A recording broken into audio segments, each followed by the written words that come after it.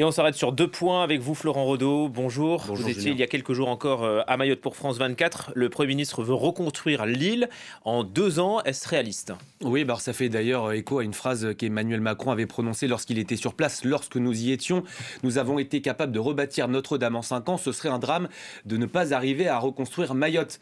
Une phrase qui, je peux vous le dire, sur place avait suscité pas mal de moqueries, puisqu'en fait les moyens ne sont évidemment pas les mêmes. Et c'est toute la question. On s'en souvient, pour Notre-Dame, les meilleurs ouvriers de France et de Navarre avaient été mobilisés. Est-ce que ce sera aussi le cas pour Mayotte? La réponse est un peu dans la question. On est en droit raisonnable d'en douter aujourd'hui, Julien. Les Mahorais, en tout cas, eux, ont leur réponse. La France n'en fait pas assez et n'en fera pas assez. C'est un peu la résignation, le dépit qui domine sur place, pour avoir interrogé pas mal de Mahorais là-bas. Pour répondre à votre question, quand François Bayrou parle d'une reconstruction en 2 ans, ça dépend de quelle reconstruction on parle. Si on parle d'une reconstruction des bâtiments en dur, de la capitale Mamoudzou, des grandes villes, oui, c'est possible, c'est même un objectif largement atteignable si vraiment demain tous les moyens de la France étaient mis à disposition, si demain des centaines de millions d'euros étaient mis sur la table, comme pour Notre-Dame, pour terminer sur ce parallèle. Oui, cet objectif, il est largement atteignable. Si on parle de la reconstruction des bidonvilles, où il y a environ 150 000 à 200 000 personnes qui vivent, eh bien là, on peut d'ores et déjà mettre fin au suspense. Dans 2 ans, tout ne sera pas reconstruit. Et d'ailleurs, sur place, je vous le disais, les gens n'attendent même pas l'aide de la France. Lorsque vous n'avez plus de toit, lorsque vous n'avez plus de murs, eh bien, il y a urgence à ne pas traîner pour pouvoir tout simplement passer la nuit. Reconstruction qui se fait d'ailleurs, il faut le dire, avec les mêmes matériaux qui ont été emportés par la précédente tempête. Reconstruction donc qui débute sans la moindre garantie que cela va tenir. L'habitat insalubre, ça a été l'un des problèmes. Le bilan, Florent, quel est-il? Le Premier ministre estime qu'il se compte en quelques dizaines, quelques centaines de morts. On avait évoqué il y a 2 semaines des milliers de victimes.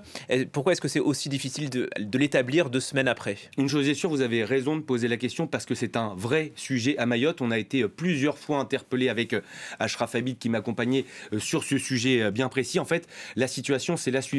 Pour qu'une personne soit comptabilisée dans le bilan final, eh bien, sa dépouille doit passer par le CHM, c'est le centre hospitalier de Mayotte, lieu officiel donc où ce comptage est réalisé. C'est surtout, donc je vous le disais, un lieu officiel où des agents de l'État en tout genre sont présents, et ça fait très peur à une grande partie de la population de Mayotte, celle qui est entrée illégalement sur le territoire, celle qui a peur de se faire expulser, bien sûr.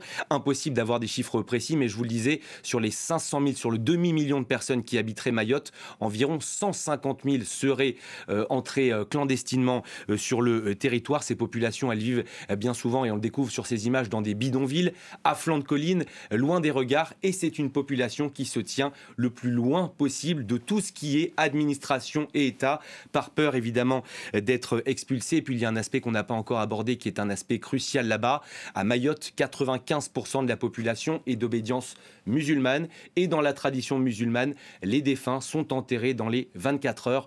C'est la tradition. Il faudra donc m'expliquer quel est l'intérêt pour une famille clandestine musulmane de donner le corps de son proche à un hôpital pour qu'il soit compté, sans garantie de pouvoir le retrouver dans les prochaines heures, alors que la tradition vous impose de l'enterrer. Vous l'avez compris, ça ne se passe pas comme ça là-bas, malgré bien sûr les discours officiels. Sur place, en plus, on le sait, de nombreuses tombes sauvages sont découvertes. Il y a des groupes WhatsApp qui appellent justement la population à déclarer les morts en mairie. Ces tombes sauvages, elles posent aussi un vrai problème sanitaire, puisque avec l'arrivée de l'eau, de pluies diluviennes, eh bien, ces corps, malheureusement, ils pourraient ressurgir à la surface. Voilà pourquoi il est impossible d'établir un bilan fiable pour l'instant. Merci beaucoup, Florent.